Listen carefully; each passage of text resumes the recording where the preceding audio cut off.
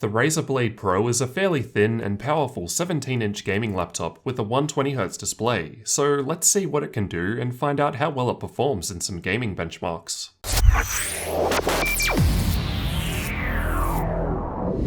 Let's start by checking out the hardware specs. It's got an Intel 7700HQ quad-core CPU running at 2.8 GHz, which can turbo up to 3.8 GHz. There's 16 GB of DDR4 memory running in dual channel at 2400 MHz, although the two slots can be upgraded to support 32 GB. For storage, there's a 256 GB M.2 NVMe SSD and a 2TB 5400 RPM hard drive installed. For the graphics, we've got Nvidia's 1060 with 6GB of memory in combination with a 17.3-inch 1080p 120Hz IPS panel, and we'll see how this performs later in the benchmarks. For the network connectivity, there's a Gigabit Ethernet port and Killer Wireless with 802.11 AC support, as well as Bluetooth 4.1. The whole laptop is made of solid aluminium, or aluminum depending on where you're from, and the lid has a matte black metallic look to it and features the Razer logo, which lights up green when the laptop's powered on. And the interior has the same matte black look, which I thought was quite nice and not too gamery. The physical dimensions of the laptop are 42.4cm in width, 28.1cm in depth, and just 2.25cm in height, so although it's quite large, it's also fairly thin for a 17-inch laptop. The total weight is listed at 3.07 kilos, which is exactly what I got, and this increases to around 3.6 kilos when you include the small power brick and cable for charging. As mentioned, the screen is a 17.3-inch 120Hz 1080p IPS matte panel. No G-Sync here unfortunately. The viewing angles are really good. The colours are still clear even on sharp angles. I've also measured the colours produced by the screen using the Spider 5 Pro, and my results returned 97% of sRGB, 67% of NTSC, and 73% of Adobe RGB, so it's pretty good in terms of colour reproduction. I'd have no issues using it for content creation in addition to gaming. I've also performed my usual backlight bleed test, which involves having the screen completely black in a dark room to help emphasize any bleeding around the edges. I then take a long exposure photo to display any bleed, so this is a worst case scenario test. As you can see here, there was no bleed at all. The screen was basically perfect in this regard, although this may of course vary between laptops. While moving the display, there was almost no flex. It was very sturdy as it's solid metal with quite a wide hinge. And you can also open the laptop with one finger, demonstrating a fairly even weight distribution. Above the display is a full HD camera capable of 1080p video. The camera looks pretty blurry, even with some decent lighting, although the microphone sounds alright, but you'll be able to judge both for yourself. I found the keyboard pretty good to type with, and the keys were clicky with RGB backlighting. The lighting can be customized through the included Razer Synapse software, with a number of built-in effects including breathing, fire, reactive, spectrum cycling, starlight, static, wave, and ripple. And you can also sync and control other Razer Chroma devices.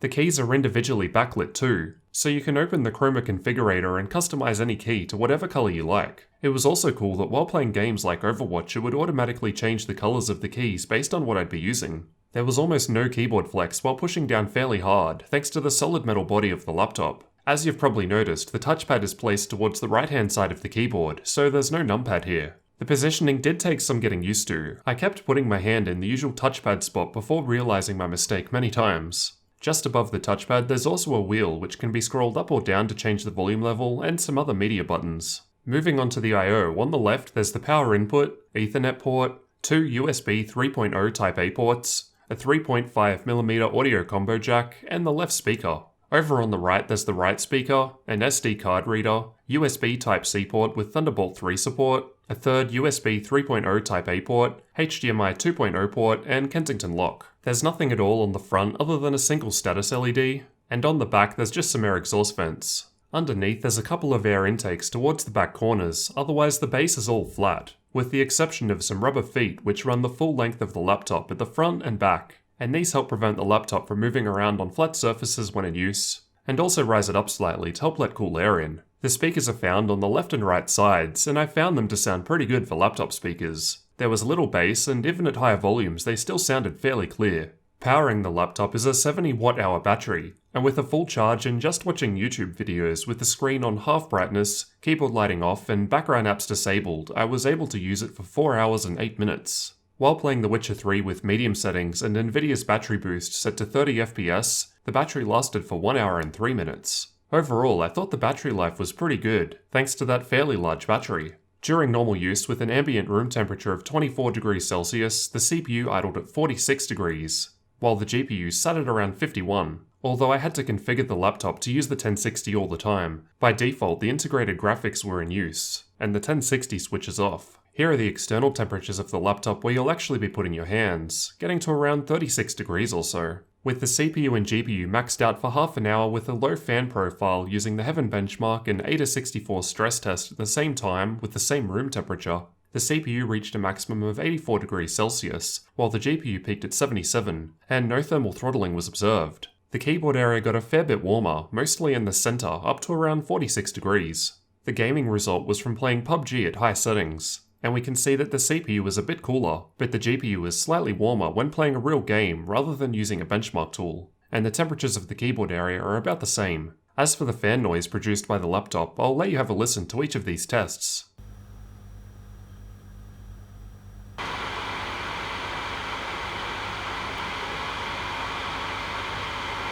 At full load and while gaming, it was sitting at around 54 decibels, which is around the same as many other gaming laptops I've tested.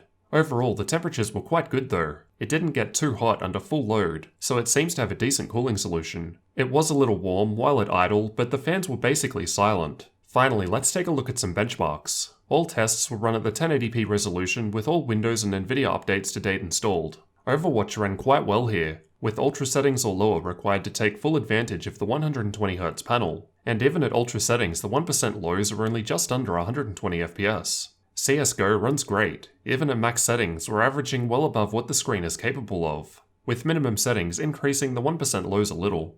Dota 2 isn't too demanding, but I'm testing with a fairly intensive replay, and the frame rates are still above 60 FPS, so it plays fairly well. PlayerUnknown's Battlegrounds was tested with the latest 1.0 version using the replay feature, and although we're getting pretty decent frame rates, the 1060 isn't enough to push much above 60 FPS, although this can dip quite a bit depending on what's going on in the game. Battlefield 1 ran very smoothly, even at max settings the 1% lows are sitting at around 60 FPS, with medium settings required to make the most out of the 120Hz display. Shadow of War was tested with the built-in benchmark and it's running quite well. I'd argue that you don't really need a high frame rate to enjoy this game.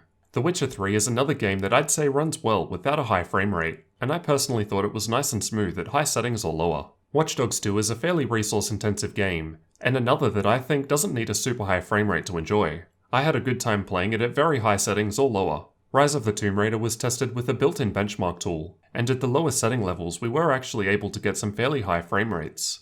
Ghost Recon was tested with the built-in benchmark and is another fairly resource-intensive game, although at very high or lower settings we're getting acceptable frame rates. Doom was tested with Vulkan, and at minimum settings we can get the average frame rate high enough to utilize the 120Hz display, but I thought that it felt nice and smooth regardless of the setting level. In the past I've said that the 1060 is a great option for 1080p 60fps gaming at high settings, and as we've seen here in many of the games this remains true. To take full advantage of the 120Hz panel in modern games, you'll probably want to look at a better graphics card like the 1070 or above, and this is made possible by connecting an external enclosure like the Razer Core. However, in esports titles like Overwatch or CSGO, the 1060 is enough to average over 120 FPS, as we've seen here. You'll still be able to play basically all games at great settings with the 1060, and as mentioned, many of the games tested don't actually need a high frame rate to enjoy. But if you do want higher frame rates, you'll either need to play less demanding games or lower the settings a bit. Now onto the benchmarking tools. We'll start with the Unigine benchmarks. And here's how the laptop performed in the Heaven benchmark, with the tessellation set to extreme and anti-aliasing on 8. Here's how the Valley benchmark performed with anti-aliasing on 8 at various graphic settings. And finally, these are the results from their newest superposition benchmark. For the final graphics benchmarks, I ran Firestrike and TimeSpy from 3D Mark, as well as VR Mark, and got some pretty decent scores with the 1060. In Crystal Disk Mark, the 256GB NVMe M.2 SSD performed just under 1600 MB per second in sequential reads, but just 300 MB per second in sequential writes. So really excellent read speeds, but lower writes in comparison. The 2TB hard drive gets around 130 MB per second in sequential reads, and 100 MB per second in sequential writes. Fairly average for a 5400 RPM hard drive. I've also tested the SD card reader and we get over 70 MB per second read and write. As for the price, the Razer Blade Pro with these exact specs comes in at $3,199 Australian dollars, which translates to about $2,400 US for my international viewers. though our prices also include taxes, and overall things in Australia just cost more than the US. At the time of recording, the laptop is available for $1,999 on Amazon, so you're definitely paying for the high build quality and features like the 120Hz display and NVMe SSD. So what did you guys think of the Razer Blade Pro? Personally, I'd be looking at the lower priced Razer Blade, as it's got similar specs but in a smaller 14-inch footprint, and portability is important to me. The Razer Blade Pro probably makes more sense with the 4K model, as that's available with an overclockable 7820 HK CPU, Nvidia 1080 graphics, and a better screen with G-Sync, which I think better justifies the size, as that would be one powerful beast. However, there is a step up in cost there. In any case, the thin form factor and the solid aluminium body of the Razer Blade Pro was very nice. The overall build quality was very impressive. Let me know what you guys thought down in the comments, and leave a like if you found the review useful. Thanks for watching, and don't forget to subscribe for future tech videos like this one.